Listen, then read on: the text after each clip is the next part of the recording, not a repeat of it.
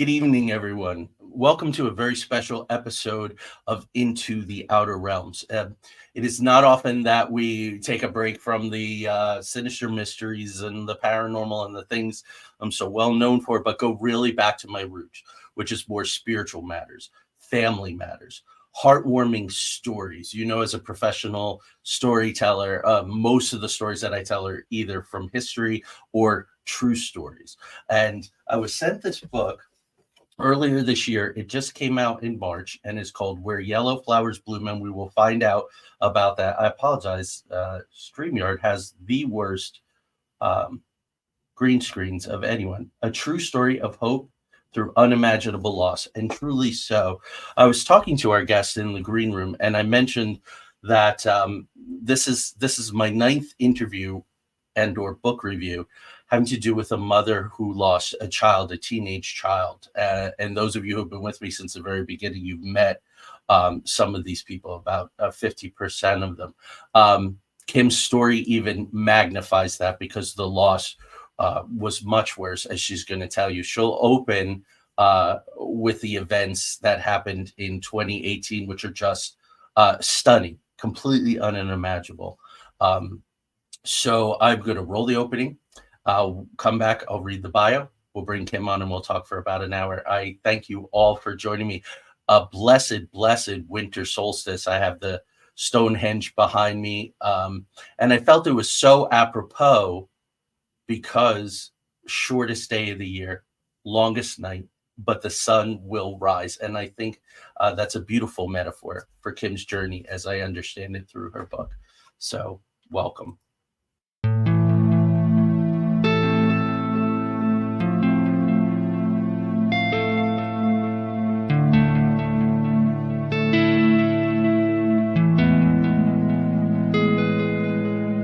There exists a realm beyond our wildest dreams, a realm beyond reality that the gatekeepers and guardians have always told us consists of nothing but tricks of the eye, weather balloons, swamp gas, sand cranes, fairy tale myths of monsters, crackpot conspiracy theories, and desperate cries for attention. We know this realm exists, and it's just beyond the horizon.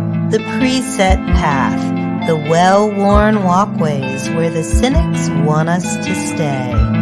Instead, give this a listen. Put on your headphones, adjust your volume, close your eyes, and fasten your mental seatbelts because the twilight-tinged turnoff from reality's alluring highway is looming just ahead. We're about to leave the plane of the easily explained, couldn't possibly be's, and the no way I just saw what I saw's, for the spaces and places where everything is possible, and if you stay long enough, even probable. We're about to take a journey into the outer realms.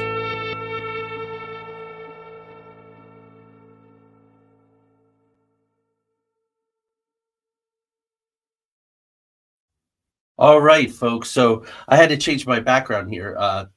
StreamYard does apparently not do well with those, and I'm having some connectivity issues. So hopefully they are going to improve. This has never happened before. So about our guest, Kim Cantin. Kim Cantin was living the American dream in Montecito, California, along with her loving husband, two great kids, and their goofy dog, until the early morning of January 9th, 2018, when catastrophe struck in the form of a natural disaster. She met her husband Dave when they both worked at Johnson & Johnson, having enjoyed a 20-year career in sales and marketing leadership, working for a Fortune 500 medical device company. She later started her own successful marketing consulting firm so that she could have more work and family balance. She also worked as a senior director of marketing for Teleflex Urology. In her spare time, Kim volunteered in the community and was involved in her children's activities. Kim still resides in the Santa Barbara, California area. When she isn't spending time with her daughter, friends, or family, she is with her two pups. Where Yellow Flowers Bloom is her first book, and she let me know that it has just won 2 awards. So please, let's welcome Kim Cantin. Hi, Kim. Hi, nice to be here with you today. I am just going to get rid of these. They're making me absolutely nervous. I apologize. I have a very busy background that I did not want to use today, but we'll get through it. There we go. Mostly books. Pardon the pirate flag. It's a part of my life. But yeah, no backgrounds, folks. If you use StreamYard, don't use the backgrounds. That's the thing. So, Kim, welcome to the show. Thank you. And let's just jump right into that night in 2018. Yeah, so just to preface, that night there had been a wildfire the month prior, and that was kind of over the holidays, the Christmas holidays. And what it did is it was at one point the largest wildfire in California history, and I think it consumed up to about 278,000 acres, and there's hills in Santa Barbara. And what it did was it took all the vegetation off the hills. Well, imagine then come January after the holidays, we did multiple evacuations for the fire, and they predict heavy rain. And we had a nice system that could go on your phone that you could put in your, so if there's any evacuation warnings or what have you, they would blast your phone. It almost sounded like an Amber Alert. So we were watching the news. We had sandbags out. We weren't in the mandatory evacuation zone. We had evacuated when they said to do it with the fire and stuff. And so we went to bed that night, and at 3 a.m. we were woken by heavy rain. And so we were up trying to get out. We saw that it was raining heavy, and we just said, let's go to the hotel. And before we knew it, a 30-foot wave of mud and car-sized boulders fanned up from the creek. It couldn't make the corner, and it slammed down and obliterated our house with my family in it. And Hollywood probably couldn't do justice to what I witnessed. And my 49-year-old husband was killed. He washed away. I watched my dog at my feet get rolled over with mud and die. My kids were each in their room just getting their final clothes on to head out. And so my son perished, but sadly, of the 23 people who died, there was 2 that were missing, and he was one of the 2. There was a cute little baby girl, Lydia, and then my son, Jack, who was 17. And then my daughter had run back for her rain boots when her dad said, hey, let's get going. And those boots probably saved her life. She washed away 1 football field and was buried alive under 20 feet of mud with a tiny pocket of air the size of half a volleyball for 6 hours. Imagine pushing on your entombment and it not budging, and you're fully conscious for 6 hours until her miraculous rescue that was shown around the world. In my book, actually, she writes her firsthand story of what it was like and what she was thinking as she was buried alive, and it's pretty powerful. It is. It's the hardest part of the book to get through. Yeah. You open with this picture 3 months earlier of just a family that is so loving and so together, and everyone's achieving in the most positive ways. And suddenly this turn happens. So you mentioned Hollywood being a screenwriter. That's that inciting incident where you leave the ordinary world and you go into this extraordinary world. So to read it now, Lauren was 14 when... Yeah, she was 14 at the time. And so she washed away 1 football field. I washed away 2 football fields. I was found in an intersection in a debris pile, kind of trapped, but near the top of the debris pile. And I was wrapped in electrical wires. I had to learn how to walk again. I was in the hospital about 3 weeks and then had to do inpatient rehabilitation. So my overnight, my family's cut in half and everything's gone. My house is washed away. I had to use our family Christmas card they found in the mud. Cause I'd had a box, from Shutterfly or whatever. They found a bunch of them. It was the front page of the LA Times. And I had to take that front cover of the LA Times to my bank because I didn't have a passport. I didn't have a driver's license. I had not 1 shred of ID. And I said, look at that picture. That's me. Can I get into my account? It's just breathtaking. I don't remember when you and Lauren first see each other in the hospital. and there are things you need to say, but both of you, your corneas are scratched, your Yeah. lungs are aching. Just and so Lauren was so she was about 20 when she wrote the section for the book, 1920. Yeah, she's probably around 19. Mm-hmm. So much courage. I work with so many young people, and I don't know, as much as we say share your story and journal and do all these things, it's therapeutic. That was amazing. Did that take some convincing? Did she say, Mom, I really want to do this? No. She's the bravest person I know and the strongest person I know. And I think that's why she survived it. She has a resilience that is a natural gift, I think, for her. And she knew I was writing the book. It was during COVID, right? There's nothing to do. You're staying at home. Thought I'd start writing stuff down. And I said, honey, do you want to write your story? And so she did. And it's going to be meaningful because I first started writing the story for my future family. If she has she has kids one day. And I thought, it's better to hear from us what happened because there's so much media coverage of what happened. Yes. I want them to hear in our words what happened, Right. Beautiful. So, so you get out of the hospital. Dave was found almost immediately. So you're dealing with that. You're dealing with being a widow. Lawrence, it took quite a while to find Jack, and we're going to talk about that process primarily because it's amazing. What is the process to get out of the hospital and pick up and get on with your lives? Yeah. Well, the process was, and I couldn't really walk. I was on a walker. So, people would pick me up in their car and I just remember they'd have to come around and kind of shimmy my rear end up because I couldn't get up into a car. That car I bought actually, and the reason I bought it, it has these handles that are by the driver's console, right? So I could grab the handle and pull myself in. So it was just a surreal time, but I was really blessed in the community of Santa Barbara that I'm from. It is a very special community, and everyone has special communities. This one for me was very special in that so many people came to help, and people helped driving Lauren to school. She didn't drive at the time. I couldn't drive, so I had people help drive her to school. Just be, cocoon us. We didn't have a place to live. Our house washed away, so getting a rental, and guess what? I think there were 400 homes destroyed or damaged in the mudslide. And so everyone wanted a rental, right? So there's only so many. And so it was a blessing that we were able to get something.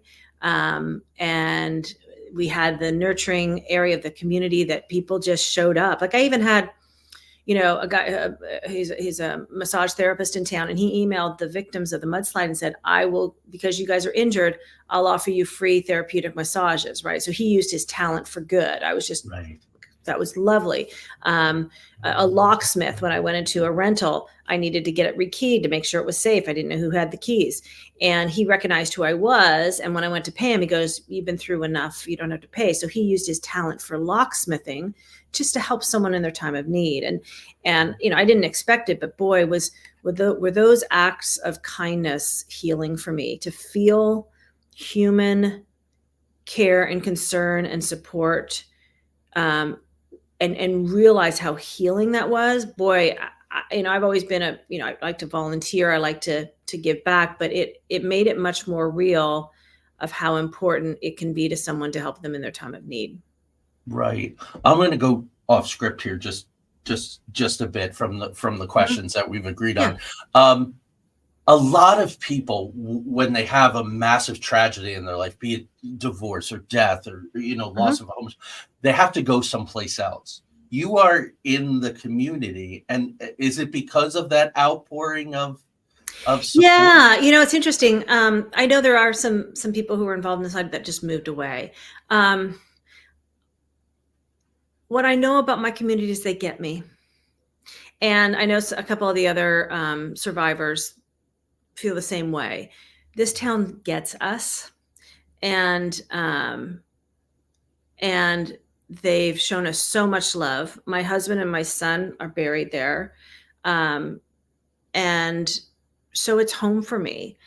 I'll always spend a good amount of time there. Will I travel and go to other places? Sure. But it's a home for me, and it's a home because home is where, you feel connected and loved. And boy, did those people in Santa Barbara, and they do. It's just a special place. It's, I've lived Yeah. in many, many places, but it's a special place. It's very clear, and then the outpouring from celebrities, and all, we'll get to all of that. Let's talk about faith. Like I said, in the first 3 months, your family was so coherent, so together, so on the same page. I mean, just moving through life in a wonderful way. You and Dave had met through similar work, and you were both thriving. The kids were doing great. I mean, the story of Jack's achievements in school. I was one of those kids, and I know what that's like. And my kids were like that, and the pride of a parent. So let's talk about your faith. I asked you Roman Catholic. I grew up Roman Catholic too. Let's start like pre and then through the tragedy, and kind of, because some amazing things happened. Sure. Yeah. So I grew up Anglican, being Canadian, right? And so that's very similar. Episcopal is very similar to Catholic. So when I married Dave, he had been an altar boy and went to a Catholic school growing up, and so he was really, really strong on that. And I said, I'll become Catholic so that we have a unified front for the kids. And so I did, and I became a Sunday school teacher.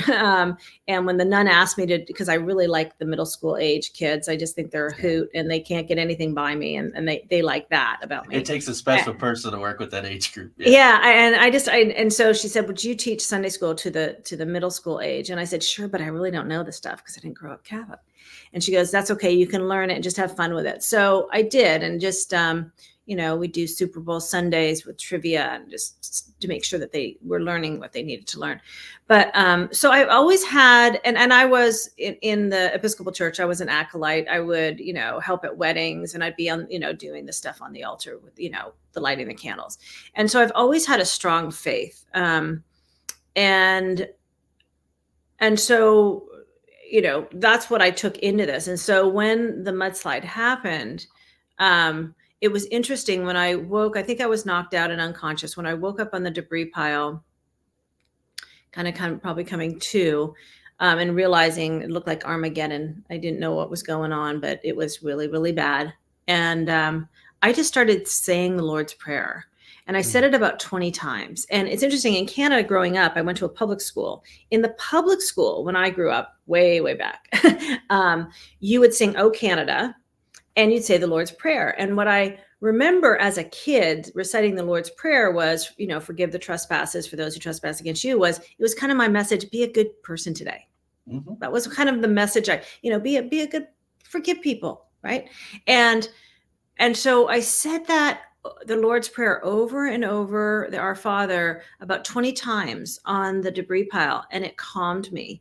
Yes. And it was interesting that I went there, right? Like, I didn't know what I was going to do in this thing, but that calmed me. And what I found out from someone else is that in many different religions, their key prayer, like the Our Father, the Lord's Prayer, there's something in, I think, Islam, and there's something, in different religions, that there is a prayer that has a melodic tempo to it. Oh yeah. That's very comforting.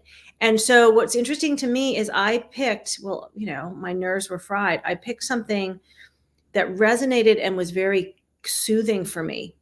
In the way, the tonality of how it came out. So had faith, and I never, some people get really angry with God after, losing half your family, and you're like, why me? And just being pissed off. Right. Yeah. And I was in such a different place. And I think partly from my circumstance, I was swimming with car-sized boulders. I was swimming with all the broken shards from the 400 homes that were destroyed, and their windows and their knives and live electrical wires. And to know that I survived that, and that my daughter was buried alive for 6 hours, and miraculously the pocket of air was around her nose, not her kneecap or her belly button. I had a profound in the hospital, a profound gratefulness for God of sparing my life and Lauren's at the same time, juxtaposed after the devastating loss of losing my husband, my dog, and my son was missing. So I didn't go, I don't think, through that normal pattern of being angry with God, because I got like, this is profound that Lauren and I are even alive. And I'm devastatingly sad that my husband's gone and my son's gone and my dog's gone, and the house, the house was just a house. People are the ones that matter, right? But it was always that. And then, did you want me to talk about a little bit, after then, how my faith kind of manifested? Let's just flow with it. So I came with more of a traditional background, what you learn in Sunday school. Angels have wings, pearly gates, all that stuff. Right. Then after, when we were looking for Jack, some people with intuitive abilities reached out to me, and they weren't asking for any money. They just said, we want to help find your missing boy so you can bury him. And the nutshell of it is I've become much more open spiritually to that we're much more than our physical bodies. I believe there is God. But whatever you call God, I do believe there's source. And I think I'm just it's a broader sense to it. Like because I was so busy working with kids and in my life, I didn't really know much about the afterlife. I didn't read books about it. I hadn't really had death in my life before. I mean, I had a grandfather pass away, but that had been years prior and he'd been older. So, it wasn't... Right.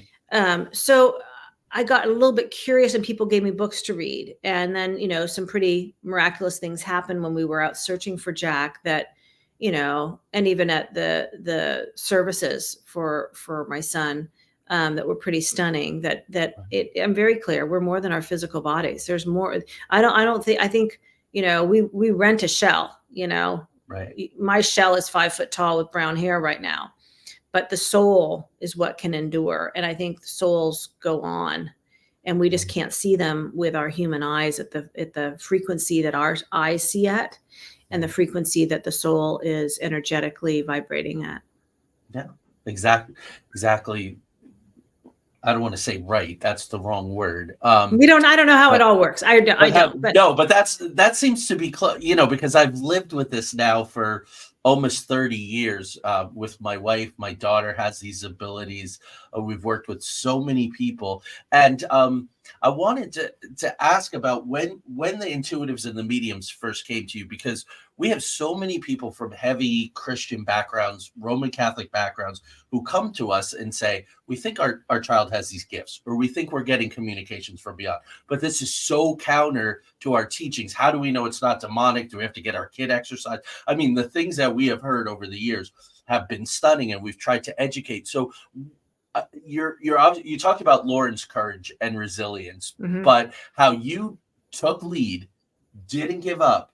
I don't want to say ran the show, but said, this is my son, and this is the journey I need to not only be involved, but I need to be at the top of this. So we're going to talk about some details. When they came in, was it okay? It's another resource, so I'm going to put my doubts behind. What was the initial? So I was a desperate mom looking for the remains of my 17-year-old son, who I knew did not deserve to be left in debris and with a twisted chain link fence, or an old soda bottle or someone's garage paint thinner. He didn't need to be that was not okay. And so when I got out of the hospital and could mobilize enough to walk, I wanted to know what was going on with the search. And there was pretty much, it had stopped after Super Bowl Sunday. They just kind of think he went to the ocean, think the little girl went to the ocean. And all of my mama being said, no, he didn't. No, he didn't. And logic told me that. I knew. I went 200 yards from the house to my debris pile. Lauren went 100 yards. The dog went 100 yards. We were all in the house. Jack was in the house. My husband went further. Yeah, but he was outside. He was outside the house. He had nothing to Yeah. slow him down. Okay. So logic, and then we found all the Cantin stuff was Yeah. within a certain radius. So we're like, you know what? Logic doesn't tell us that. And then we had the university team, and they did a lot of scientific work, and they're like, he didn't go to the ocean. There's no way he went to the ocean. And it was low tide that day. So he wouldn't have gone out to the ocean. So I just knew it. And so I mobilized to help with the search. And then through that process, met some intuitives who were really trying to help. And it was really quite stunning. Some of the, because we would map everything with little blue dots on the map of where items that from my household were found, if it was, a pair of shorts or Lauren's dress or Jack's backpack, I'd do that. And then when we had these different intuitives, they never knew one another. I worked with them independently, and they gave the clues. I'd map those in like little red dots. What was stunning is over a 30 square mile radius, the dots overlapped. And we narrowed it down to probably about 150 yard vicinity. And that took how long from when they got it, or from the event to when Jack's remains were found? Was how long? Well, the event was January 9th of 2018, right? So it's coming up on 6 years in January. Mm-hmm. And about mid-May, we found him, May of 21. Right. So 3 years, a little over 3 years, 3 years, 4 months, something like that. I mean, folks, think about that question, that openness. For 3 years. And so they became known, because you're talking about a lot of time, your sacred search team, which I love. Can you talk a little bit about Catherine and Marissa's processes? When did you sort of go, whoa, there's really something to this? Yeah. So Catherine Weisenberg was the first person who I really connected with. She, was referred to me because someone said, you've got to know Catherine. She was getting downloads of the victims and was helping the back channel of the first responders when the tragedy happened, because they were rescuing 1,000 people over a 24-hour period, right? 23 people died. I think over 150 people were in the hospital. So there was a lot of work, but she was getting downloads for the people that were deceased, and she was feeding those clues back to the first responders, and her clues helped find a couple of them. So once I learned that, I gave her a call, and I call her Catherine the Catholic. It's Catherine Weisenberg. She's written a book. It's very good. It's called Beyond Ever After, a heart-to-heart journey through life and death. And she got these abilities, I think, in her early 30s. She was a communication major at UC Santa Barbara, but she got this.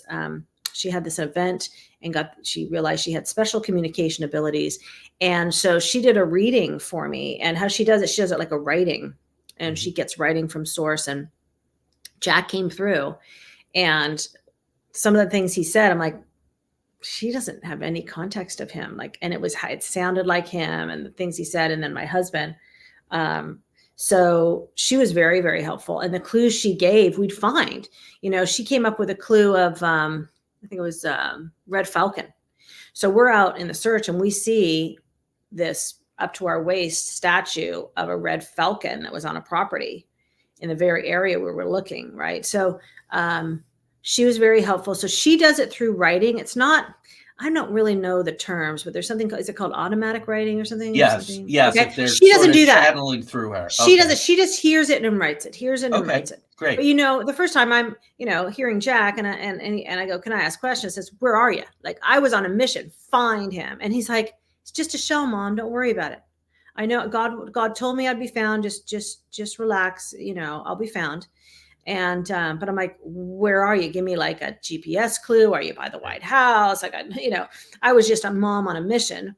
And then Maritza, I don't know how, she doesn't do writing. She just gets, kind of a sense or something. I don't know how it works. And she came out and walked the area with me, and she drove quite a while to do that. And she did it for free. And, I'm so forever grateful. But what was so fascinating, some of these intuitives who didn't know one another came with the same clue. One of them was the number 33 is really important to where he is. Well, of all the numbers in the whole world, these two people come up the number 33. We're like, what is that? Is it the number on an electrical pole nearby? Is there a creek, what do you call it? Valve, hole, tunnel thing. That's the number 33. Is it an address, in town? So we checked all the addresses that had a 33 in them.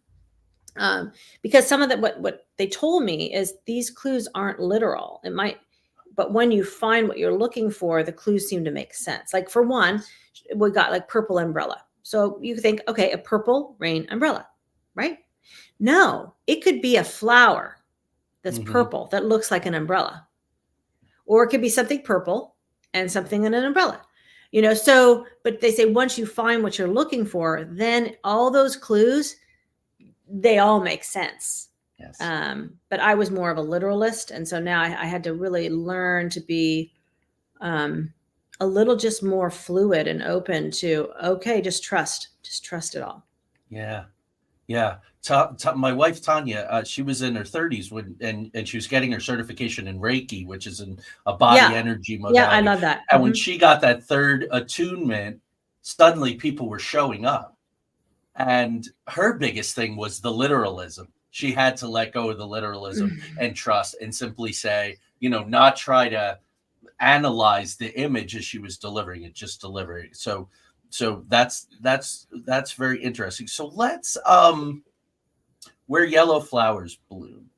Tell the audience how that title came about and the significance of it. Yeah, thank you for that. I give my credit to my daughter for that. And I think it really works well. So we searched for about 3 years, right? Looking for the remains of my son and baby Lydia. And when the mountain came down and it tore out all those homes, it tore out plumbing. It tore out people's garages with paint thinners and insecticides.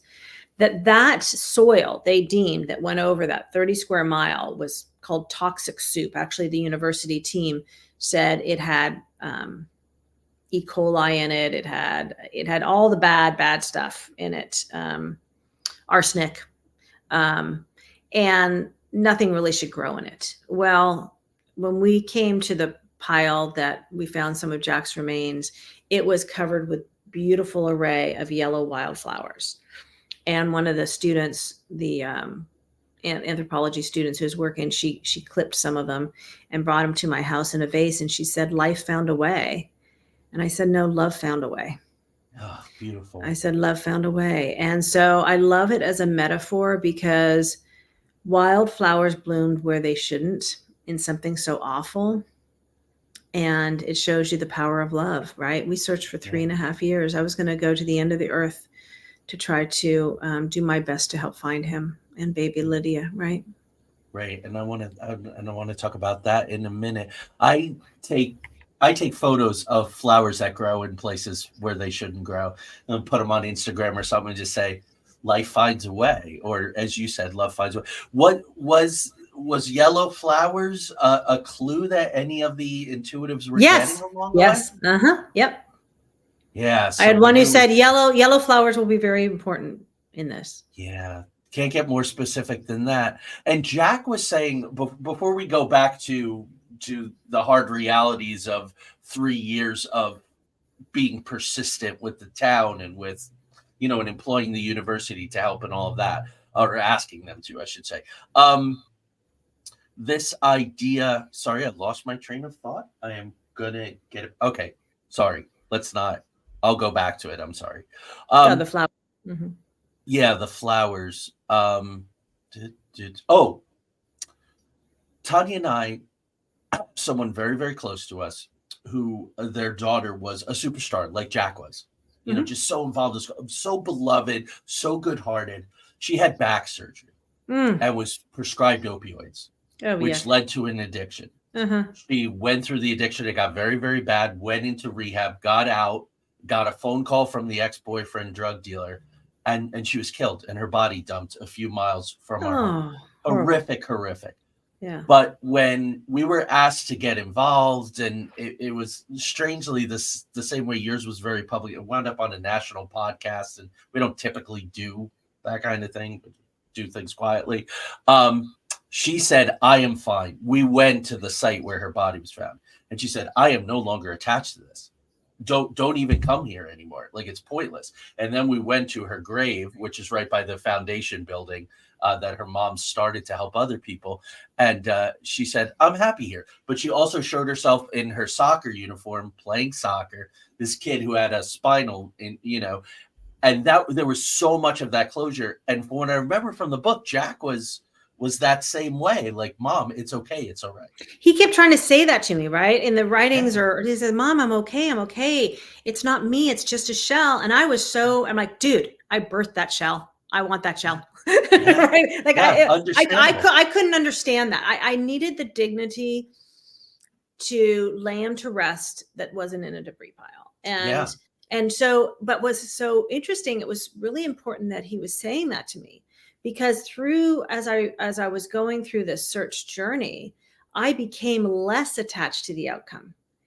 And I actually, once we did find something, I was so grateful, but I also was more like in agreement that is just a shell, because I learned through the different intuitives and the kind of the miraculous things that occurred along the way, that something much bigger going on here, right? I think this is just a short little visit on Earth, and in our little, rent a shell that our soul does. And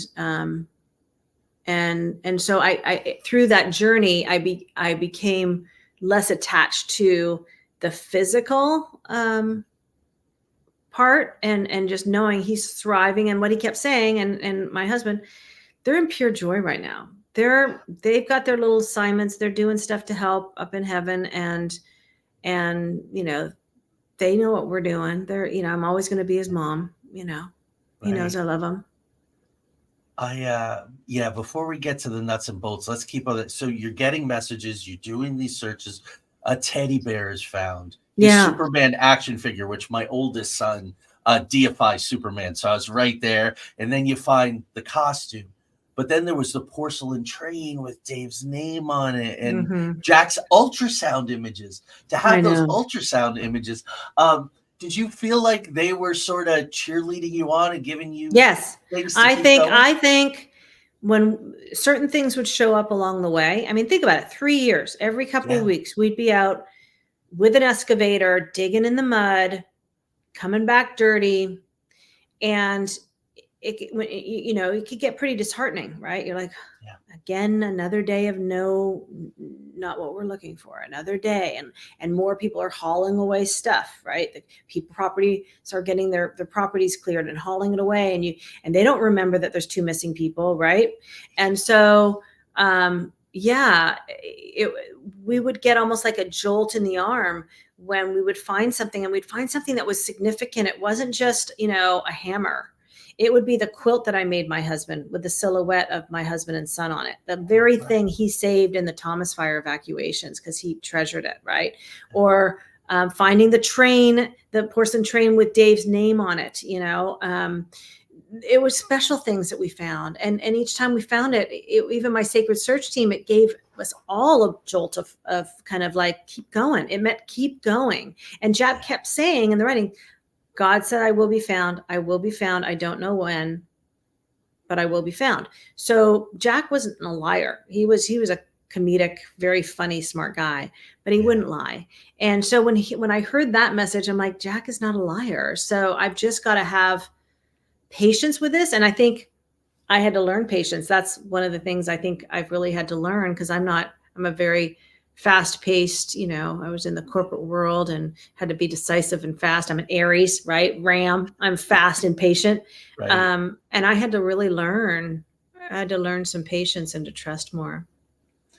Let's talk about that. That, I think your tenacity and all, though, came in because folks remember a 3-year systematic search is not in line with government services.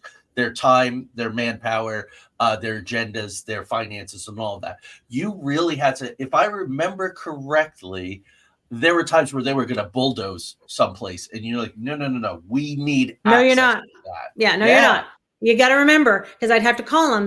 They'd want to like do something, and I'd call the public works department. I said, do you remember that there's 2 missing kids? We have to have someone on site to make sure that the people using the earth mover are paying attention, right? Because it's easy. they forget it's not their family.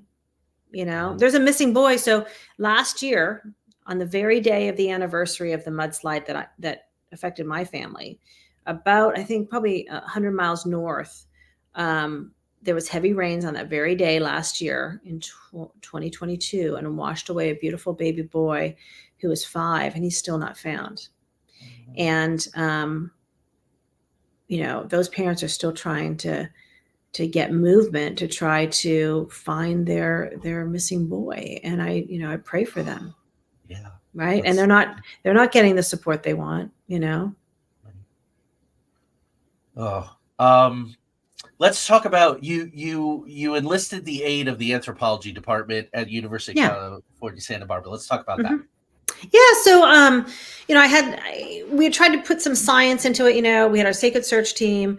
We brought in ground penetrating radar to see if it could see anything under the ground. And then one of the intuitives, I think it was Catherine, said, I got this kind of God message. You're supposed to talk to a detective about the search and what we're supposed to be doing next. So I'm like, oh, I have a buddy who is one of the top detectives in LA, and he's since retired, but I'll call my buddy. So I called him, and he goes, at this point, you need a forensic anthropologist. And I said, what's that? I've never heard that term before. And he explained what it was. And I said, where do I find one of those? And he says, at your local university. So I have, one of the top 10 research universities in anthropology is at UC Santa Barbara. So I emailed them. I said, this is who I am. I'm the mother of the missing boy.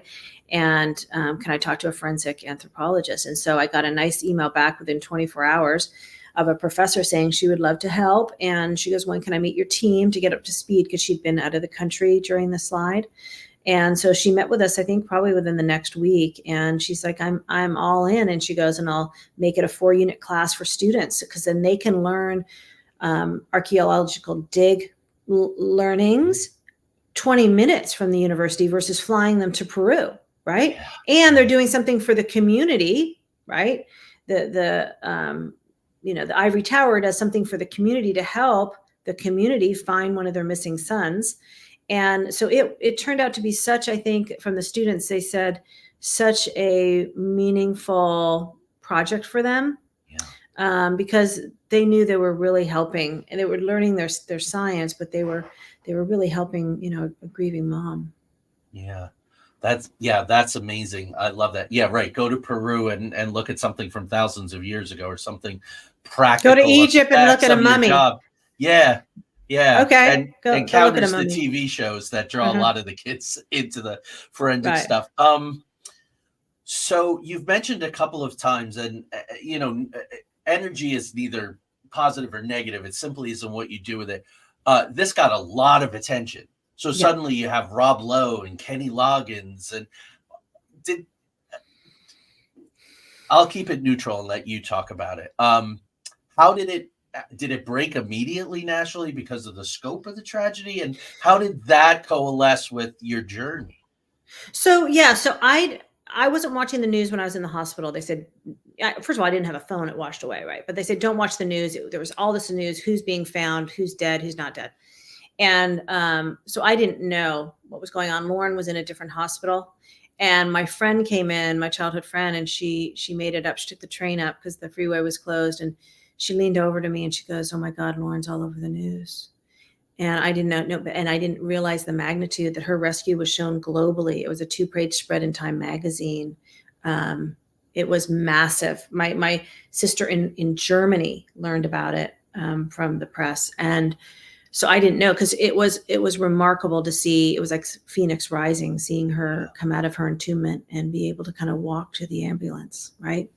And so I knew that point I had to really lock it down, and people were trying to get into the hospital saying they were relatives and they weren't. So we had special codes, and I knew I had to protect Lauren because everyone wanted her story. I mean, I went out of mass and someone from one of the major networks met me and said, can we interview you after going to Sunday mass with my walker. Right.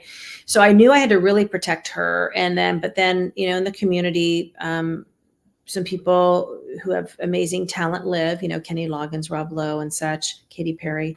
And they were doing fundraisers. And and the teens were putting on a fundraiser, and they asked Lauren to sing, and Lauren, my daughter, sings, and so Kenny engaged because Lauren was doing it. And I got to tell you, he is one gracious human being. He's got 4 kids of his own, I think, and he works to mentor the young people. And he, sang a couple things with Lauren, the Pooh Corner song, which was a favorite one for me to play for Jack when he was a baby.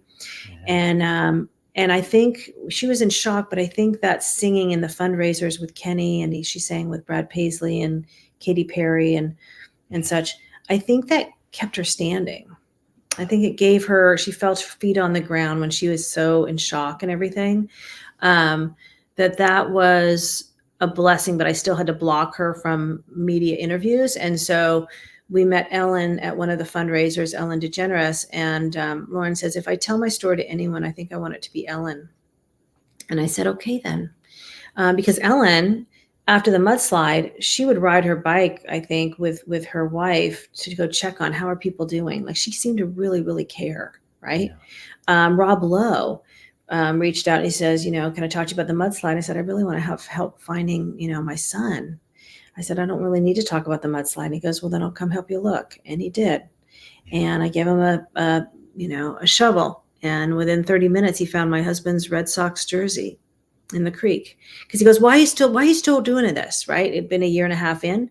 And then he spent 45 minutes with us, and he found my husband's poker chips. He found, I think, a clump of ties, and he found his Red Sox jersey. And he goes, I get why you're still looking. I said, yeah, it's all here. And no cameras, no reporters. Just showed up, picked up a shovel, and pitched in. And people need to know that, because celebrities, and some rightfully so, and Rob's been through his share of stuff a long time ago, are decent people. I get to work with a lot of these people, and when you get all that off of them, they're human beings like we are. So they were being neighbors. They were being neighbors. Yeah, that speaks again. They were being neighbors, right? They weren't. It wasn't about celebrity. And for Kenny, right, using your talent for good. He was helping direct these teens do a fundraiser that raised $75,000 for the Unity Shop and disaster relief, right? So I think we all have gifts, and it's how do you use your gifts for good? And I saw Kenny do, and I saw people, regardless of who they were, right? Regardless of who they were in town, doing what they could to help, and they were being neighborly, and boy, did it help. Yeah, because you live in an area with, in California, the earthquakes, they're but for the grace of God. Yeah, it's a reality that, I'm from the East Coast, and now I live in in Eastern Ohio, so still basically East Coast. But my understanding is it's just a reality you live with. Mm-hmm. It comes with California. So, can we? And a lot of respect for privacy. So only details that you want to tell. What is Lauren up to these days? She's a college student, and she's a college student. She's still singing. She's in an a cappella group. Nice. And she just was in Nashville the last few days, going to the Grand Ole Opry, getting herself some cowboy boots, which is fun. She's starting to find a little bit of joy again in life, and she's in a sorority and loves the purpose of the sorority. She really likes volunteering and philanthropic work.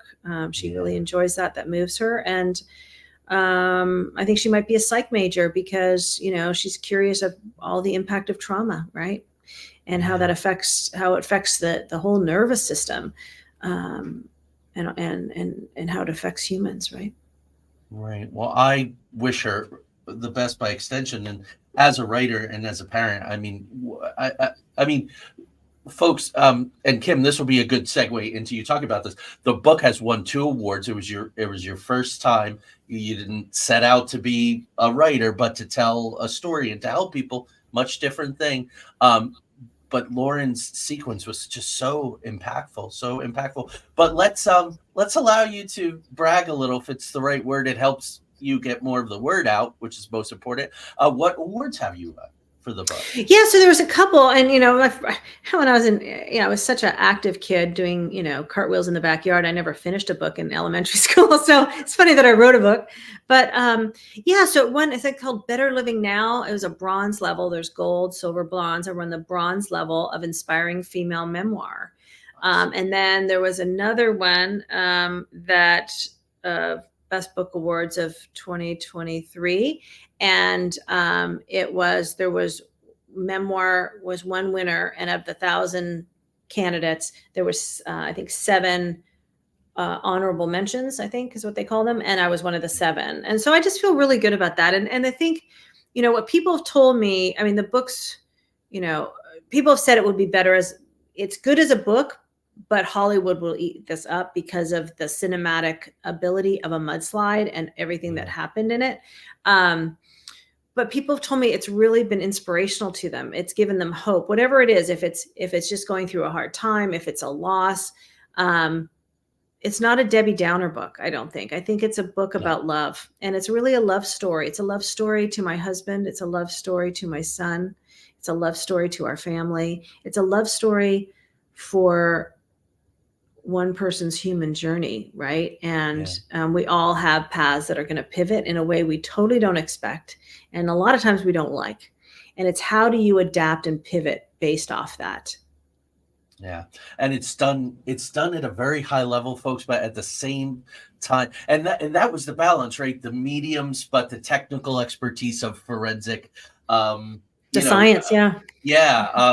The people who could come in and grid things out and carefully pick through things and do those kinds of things. But then, Rob Lowe, the actor, shows up and anybody can use a shovel and he doesn't do. I love, to me, life is symmetry, and it is that. And if we can, right and left brain, all of that. It's showing humanness, right? It's humanness. It's not ego. It's not, he's got, a few extra more bucks in their bank account. It doesn't matter at all. Right. How do you be compassionate? I'm going to, 300 book reviews, over 300 book reviews later, I say, yeah, you should read the book. No, you should really read this book. In the world that we live in, it is inspiring on a ton of levels for parents, for spouses, the love of the family, the adjustment through tragedy, the extension of faith into whole new realms. But Kim, before we end, I really want to give you an opportunity, because the book is chock full of it. What do you most want the audience to know about Dave and then about Jack?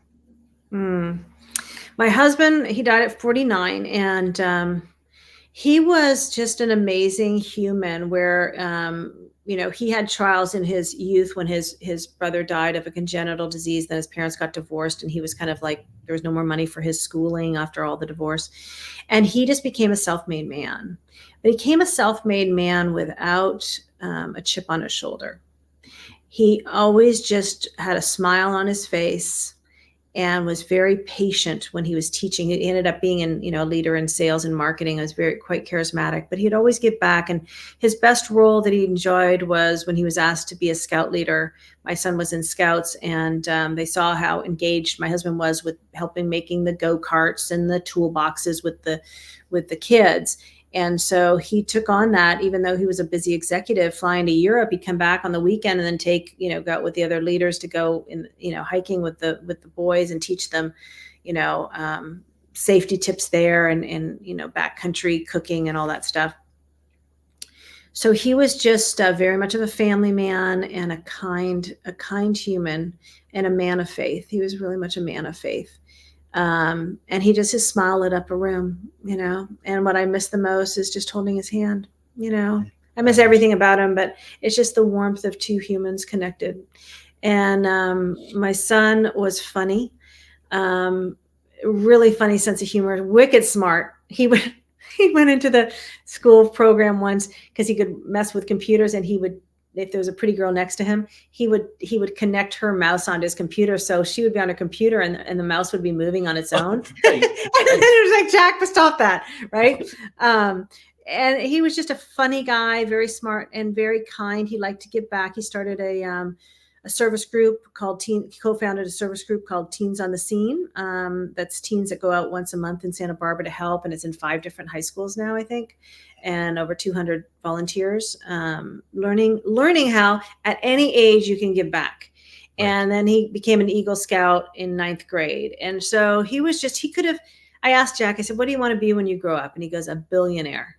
And I said, then be a plumber in Santa Barbara, because we got a lot of root problems.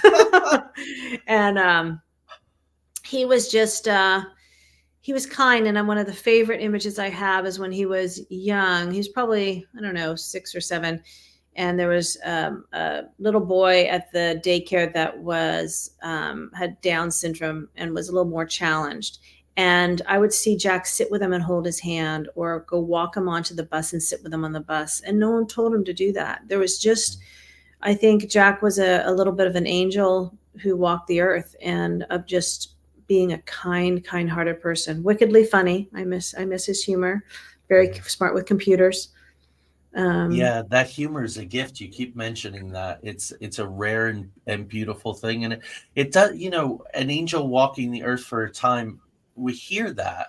I like to believe Neil Donald Walsh's book about grief and death and dying is a beautiful, beautiful book. But he says anything that happens to you happens through you. Anything that happens through you happens for you. It's incredibly profound. And his postulation is that we choose when we're born and we choose when we die. We come here, we do what we need to do, and it runs so counter to human relationship with death. Have you kind of come to that place that Jack and Dave did what they needed to do here, and then they were on to other things? I think there could be something to it, that when people have completed the evolution that they're supposed to do as a soul on Earth, when they've learned what they're supposed to learn, they kind of graduate. Yeah. And that's helpful when we suffer loss. I've lost all of my mentors now. I'm 55 years old. And so they were at that 5 mentors in my life that were key. I've lost them all, but I think they're doing their work just in other places, which is nice. And they're around us. Yeah, they're around us. We just can't see them. They're at a vibration we can't see. Yeah. And I'm lucky enough to be able to talk to some of these people that have passed. So let's Kintsugi. Am I pronouncing that correctly? Kintsugi, That was beautiful. Can you tell the audience and then about the wooden pig and how that? Yeah, so I had a friend of mine who kind of, I think she just got intuitive. She said, she told me about, she goes, this is not the first lifetime you've lost your family. And she said, but this one, I think you're going to get through it, because you're going to be like, she told me the metaphor of Kintsugi. Kintsugi is a Japanese art form where, and I think it was based off when, if there was porcelain, like a porcelain vase, and it broke, they would repair it with gold lacquer. And if you, instead of just throwing it away, they would repair it, and with the gold lacquer. And the metaphor is that it's kind of a metaphor to, you can be, through your scars, it's the art of the sacred scars can be made more beautiful, because sometimes these repaired vases or porcelain cups or whatever were actually more beautiful than the original. Yeah. And so she says, you're going to be kind of like the Kintsugi. You're going to fall apart, but when you reassemble together, you might even be more beautiful. And during the search, they found this little wooden pig I had for Lauren, a shabby chic lime green pig. And they found him, but he was missing a hoof, and he was missing part of an ear, and he was missing his little tail. So they took him to an artist without even, no discussion of this. And he repaired him in Kintsugi. So I have this beautiful lime green pig now with a little gold ear, a little gold tail, a hoof that's a little gold. And he is more beautiful than he was. And it's such, to me, as it's art of the precious scars, right? Our scars tell our story. Our scars tell our story. They do. And when we no, please finish your thought. Of human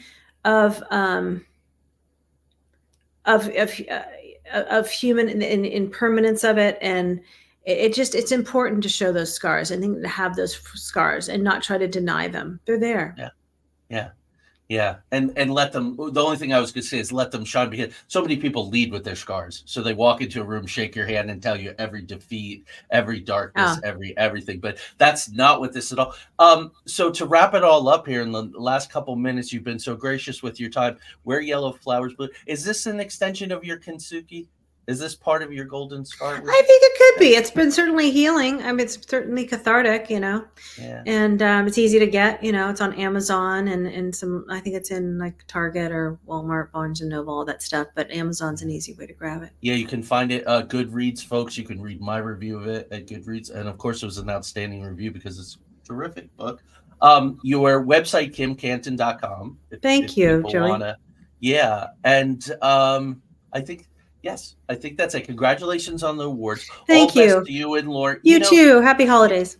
You take a Mhm. journey with someone, and it's not that you know them, but you feel like a little invested in their journey. You know what I mean? So I wish you the best. Happy holidays. I know you have things to do. Thank you for Thank spending you. time with us today. Thank you. Okay, take care. Be You well. too. Bye bye. Folks, um, profound, right? And a very important part of why I continue to do this show as we move on to 200. Learn the lesson with the backgrounds. I'll just hang some drapes or something next time if I want to, but hopefully this wasn't too busy and didn't take away again the book Where Yellow Flowers Bloom. You can get it on Amazon. Go to Goodreads, read some reviews. It's being outstandingly reviewed. This was a true pleasure.